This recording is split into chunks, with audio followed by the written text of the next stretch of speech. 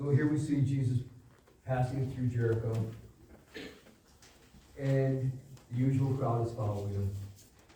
And there's this man named Zacchaeus, and he wants to see Jesus. He's heard so much about him. He's heard about the healings, and he's heard about raising the dead. He's heard all of this great teaching that he's doing. So he wants to see who this Jesus is. He's really curious about this. So he goes up and he talks to, he says, well, there's a tree up there. I'm going to climb that tree, and that way I can get to see him.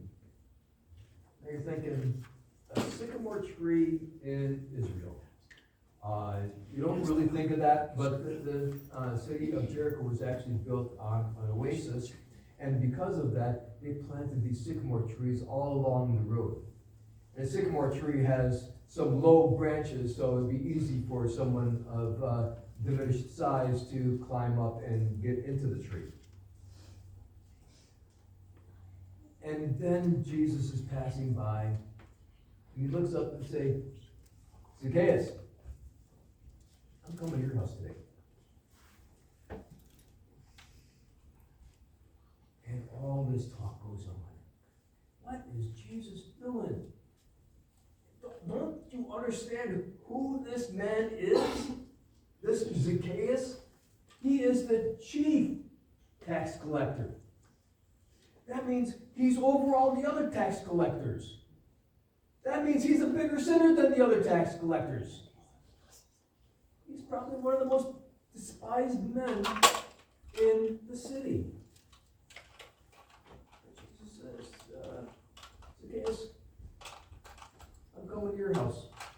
Excuse me. So we look at this passage, and we see that there's three things happening.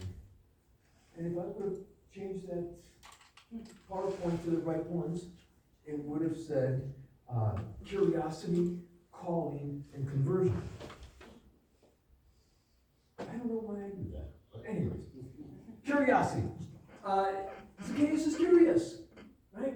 He's heard about this Jesus. He's heard about all the things that he's done. And he wants to find out who this man is. You know what? Zacchaeus is no different than many of us. We're curious. Before we actually claimed Jesus as both Lord and Savior in our lives, we were curious, right? Somebody told us about Jesus. Somebody handed us a Bible. Something happened that kind of piqued our curiosity. And what happens? Things we get curious and we start to investigate. And it's something that leads us into a following faith in Jesus. Now, we come back to Zacchaeus. He's all kinds of excited because he wants to see who this Jesus is. And he runs ahead of the crowd. You got to picture this because here's this, think of a little Jewish man running in the streets. He's a man of prominence. I mean, he's the chief tax collector. He's up there in the social ladder, or at least the political ladder. And here he is, he's running like a little kid would run. That's his curiosity getting to him. Now, many of us, when we were able to run, probably would run to see something curious. We'd run because out of curiosity, because somebody says, "Look, the grandson is just taking his first step." So we run and we want to see that happening. Or on the other side of the spectrum, we run to a car crash to see if we can help out. This Zacchaeus, he was running just like a little kid, so he could see what's going on. It's like a little kid running ahead and then climbing up in a tree because he wants to see the parade pass by. That's curiosity that he's doing.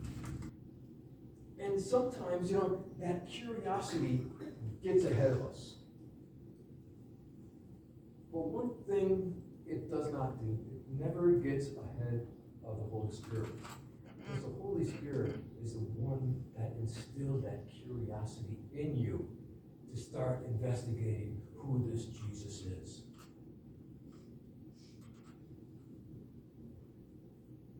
Some people, in their curiosity to find out who this Jesus is, maybe they were invited as a youth to a summer camp.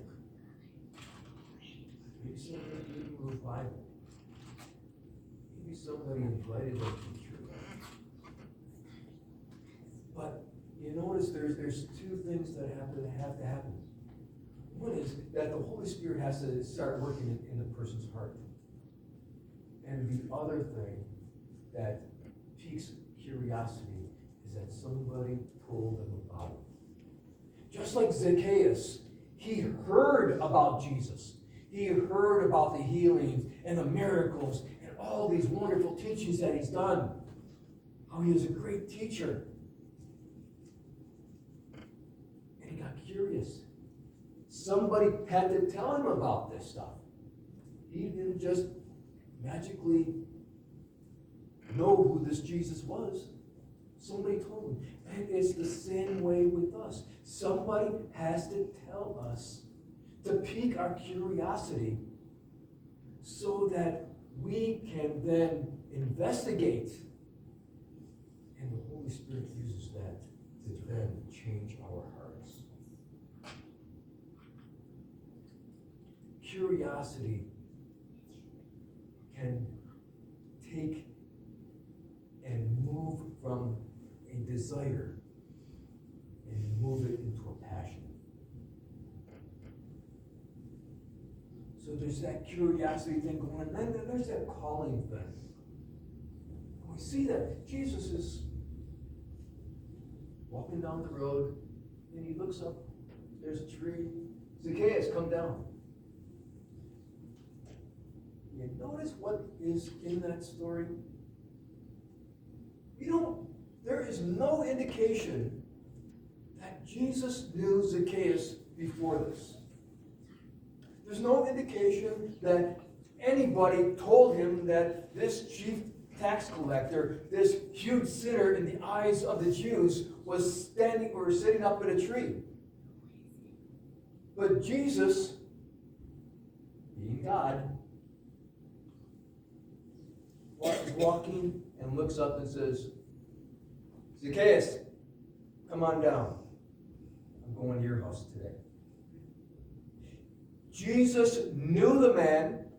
He knew his name. And he called him out of the tree. One of the most despised men in the city. And I said, all the people are saying, man, look what he's doing. He's going to go and eat with a sinner. Well, what does Jesus say in verse 10 of this passage? He says, for the Son of Man came to save the lost, to seek and save the lost.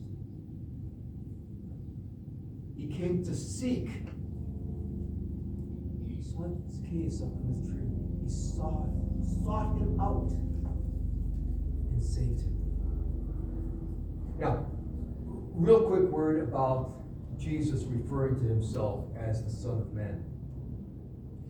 In Luke's Gospel, he refers to himself like this 25 different times.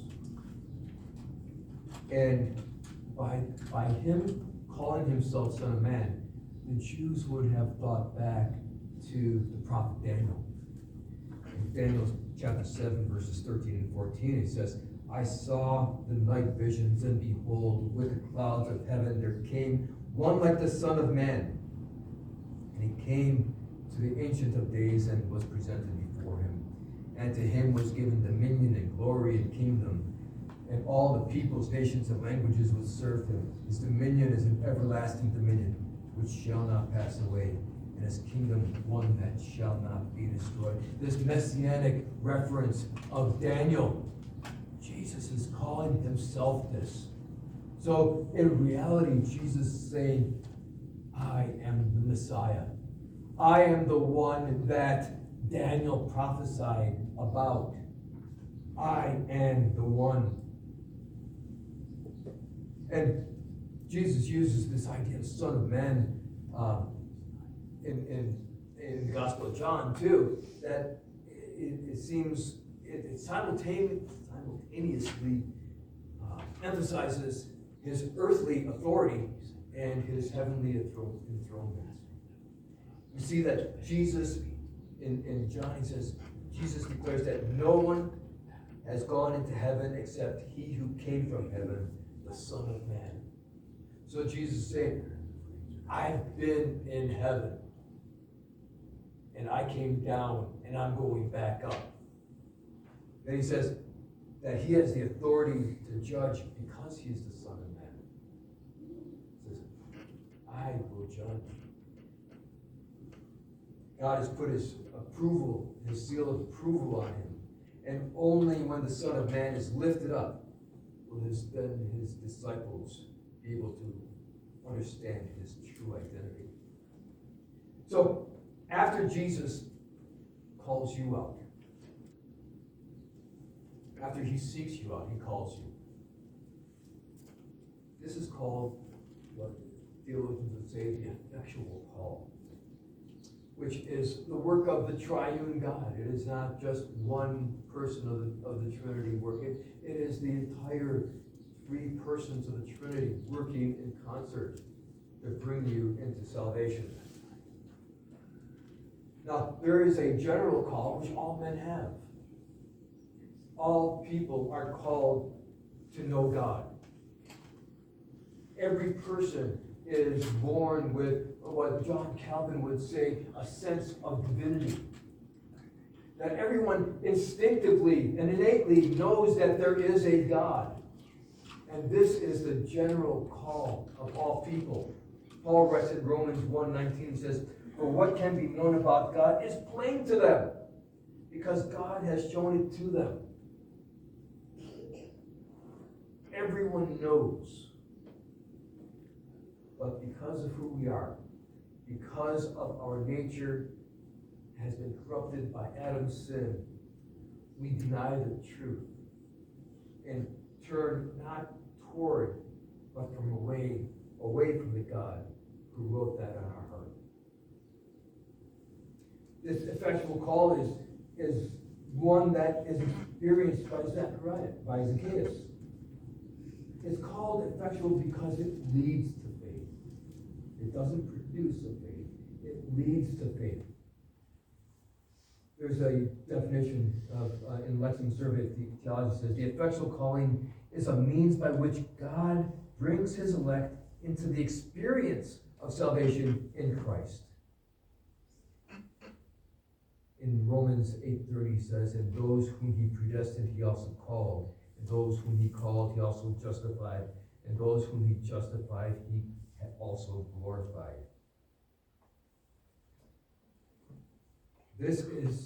From this we see that our salvation began before we were. That God the Father predestined us to be one of his children. And then we're called to this salvation by the Holy Spirit. And then justified in God's sight by the works of Christ on the cross. And eventually we will be glorified and be in his presence. This effectual call is also called irresistible grace. And this is where there are many that would try to disparage that and say, well, then God it's irresistible, so that means that God only wants to make little robots out of all of us so that we automatically follow him and we have no choice in it at all. But the idea of irresistible grace is in the word irresistible.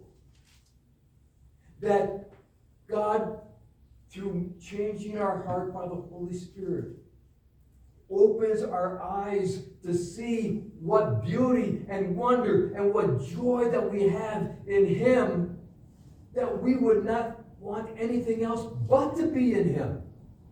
That is the irresistible part of grace. It would be like, two illustrations. It'd be like you're a slave. You're bound in chains. And somebody cuts off your chain and say, okay, you can go or you can come with me freely. Well, the guy just cut off your chains. You're going to go with the guy that just helped you out, right? Or maybe an example from food. Let's say you're lactose intolerant and cannot have ice cream, right? And all of a sudden, and you really want ice cream, right? All of a sudden, you're cured and you can start eating ice cream again. Well, you have a choice. You can eat ice cream or not. What are you going to choose? I'm going to choose ice cream, right? That's that irresistible part. Nobody's forcing you. Nobody's forcing you to take that bowl of ice cream. Nobody's forcing you to follow the man that just cut off your chains. That's how God works in our heart. That He makes Himself so desirable that we want nothing else but to follow Him.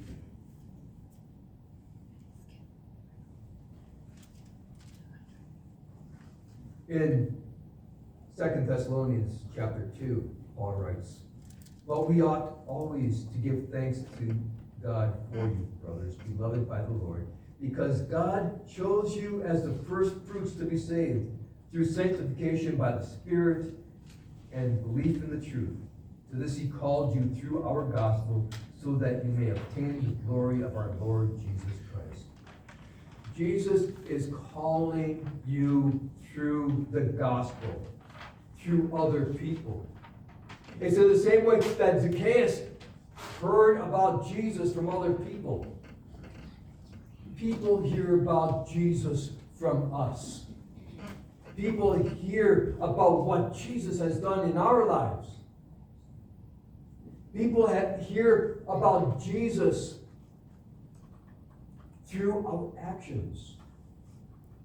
We may not even have to say words, but if somebody knows you before and knows you now, and sees there's this vast difference, their curiosity is going to say, hey, what changed in you?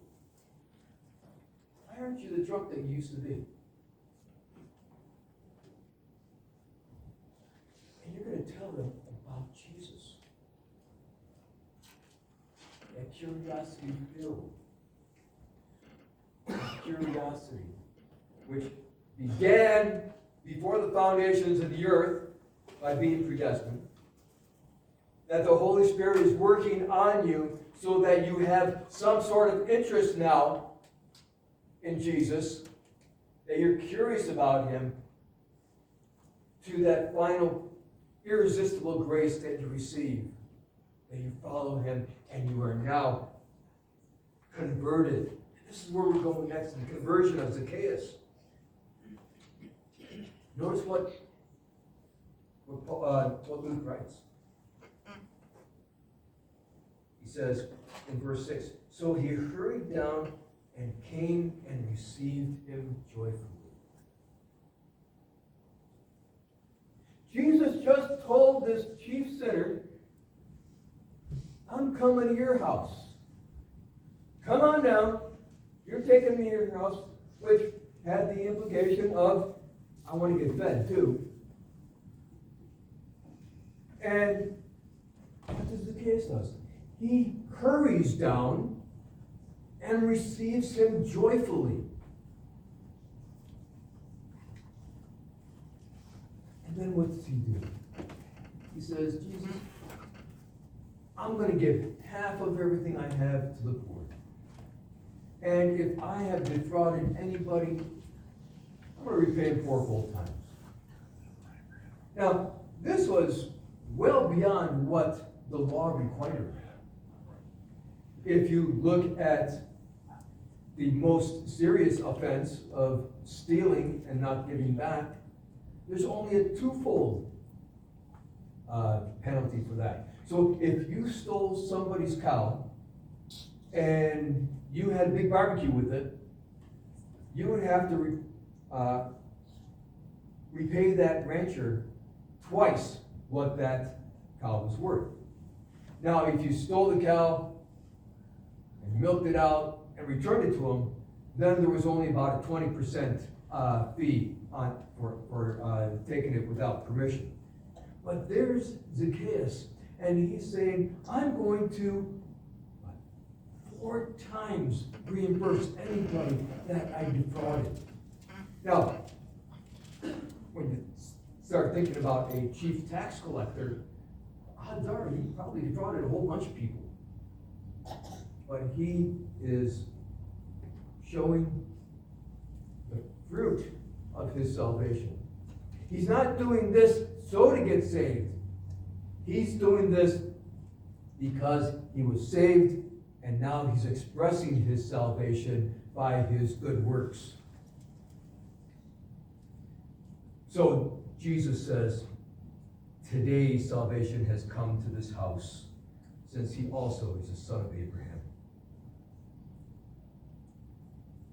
Let's go back a couple of weeks. Remember we were talking about the rich young ruler? And this rich young ruler, he says, man, I obey all the commandments I have since I'm a youth. The guy was probably a Pharisee. He was rich. And Jesus says, okay, want to inherit the kingdom? Give all your possessions away and follow me. And what happened? Okay, just walked away, dejected. He loved his money. So his disciples say, well, if this man who kept all his commandments, all the commandments and all the law, all his life, if he can't be saved, who then can? Remember what Jesus says? He says, with God, anything is possible. Now we see the rich young ruler, who, money, power, prestige. Zacchaeus, money, power, prestige. What's the difference? Zacchaeus gives away most of his money, and the rich young ruler hoards his. Why? Because the Holy Spirit worked within Zacchaeus, that he acknowledged who he was in light of a holy God, and he wanted to follow Jesus. Then let's go back just last week. Last week we looked at Bartimaeus, the blind beggar. Poor, blind, an outcast of society, right? Just the opposite of the rich young ruler and Zacchaeus here.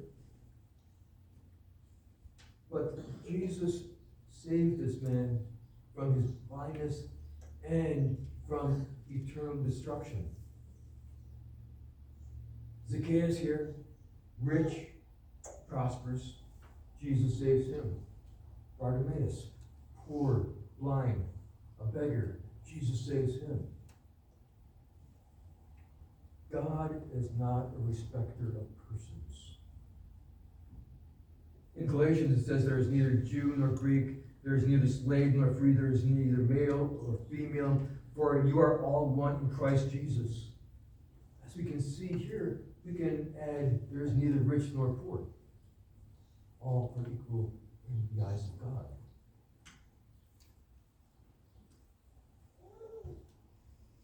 People are called to salvation for no other purpose than the glory of God alone.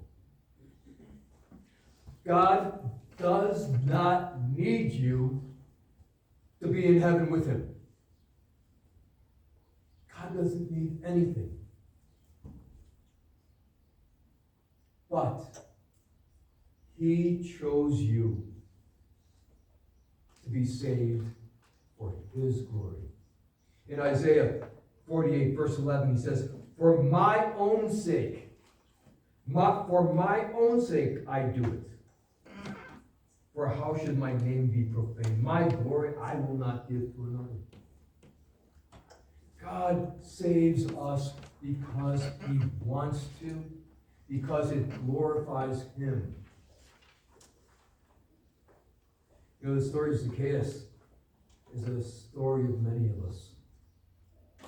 Out of curiosity, we go to a church or pick up a Bible and we find out about this Jesus. Friend man have invited us or given us the Bible, and we just begin to search. The funny thing is, while we're searching, Jesus is seeking. We hear all sorts of things about this Jesus, how he has changed the lives of so many people. So we decided to check it out. And then we experienced that call in our heart. Jesus calling us by name. Specifically, he's calling you by name. Knowing who you are. And even more amazingly, knowing what you have done.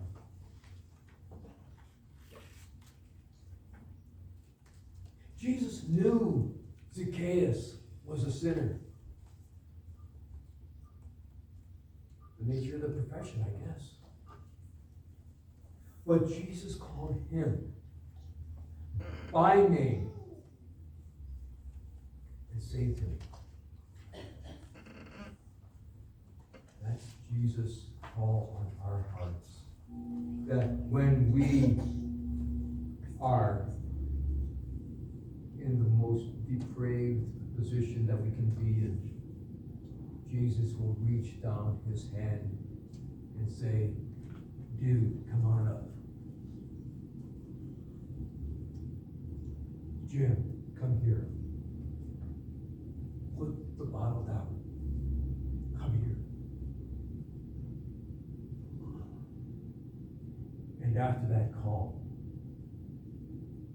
you experience that joy that Zacchaeus had. Remember, Jesus says, and he received him joyfully. No compulsion. No sense of, oh man, this guy just invited himself to my house. Oh, he's some sort of great teacher, so I guess I'll have to have more for dinner. And no, he received him joyfully. That's that call on our heart that changes us. That changes our heart. So, yes, we then receive him joyfully and want to follow him. It's that joy that makes us want to follow Jesus, to do the things that we are commanded to do and refrain from the things that we ought not to do. And then we work out that salvation by doing good works. Let me close with this. There's a Gator song, and it has the chorus. He knew me, yet he loved me. He whose glory makes the heavens shine, so unworthy of such mercy, yet when he was on the cross, I was on his mind. Jesus seeks and saves the lost. And God, I thank you that you have called me to be